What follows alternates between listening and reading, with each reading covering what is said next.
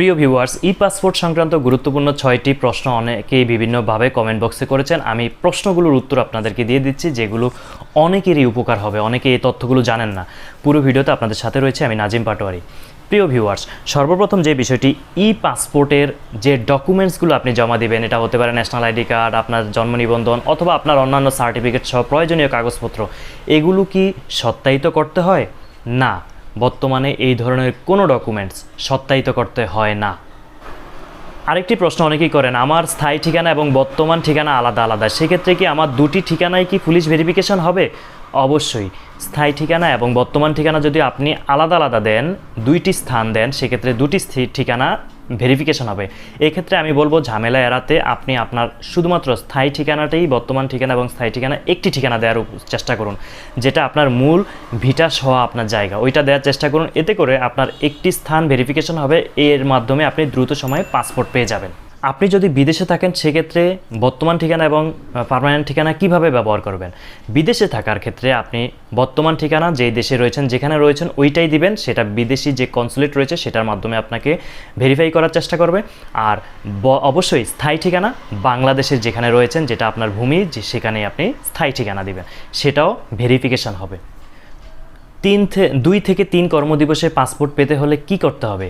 2 থেকে 3 কর্মদিবসে পাসপোর্ট পেতে হলে আপনাকে সর্বপ্রথম পুলিশ ভেরিফিকেশনটি নিজ উদ্যোগে করে ফেলতে হবে।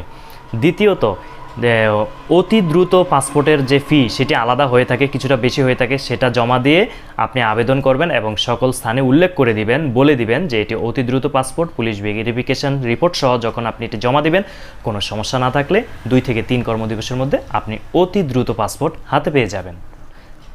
পাসপোর্ট হারিয়ে গিয়েছে, এখন কিভাবে পাসপোর্ট পুনরায় পাবো?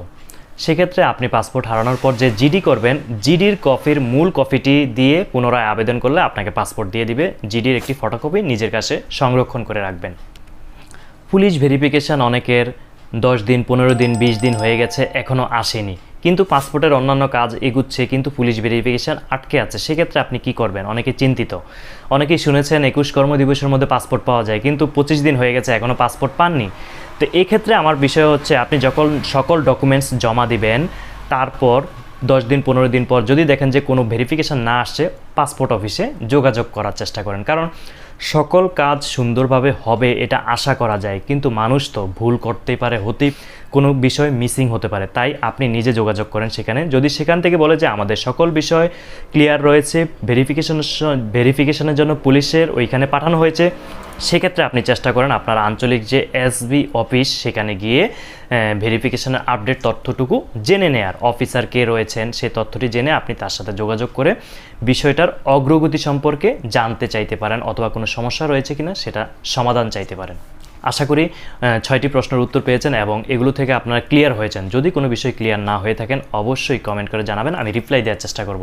প্রিয় ভিউয়ার্স, আমাদের নিত্য নতুন তথ্যবহুল ভিডিওগুলো নিয়মিত পেতে আমাদের চ্যানেলটি ইউটিউবে সাবস্ক্রাইব করুন এবং ফেসবুকে ফলো করুন।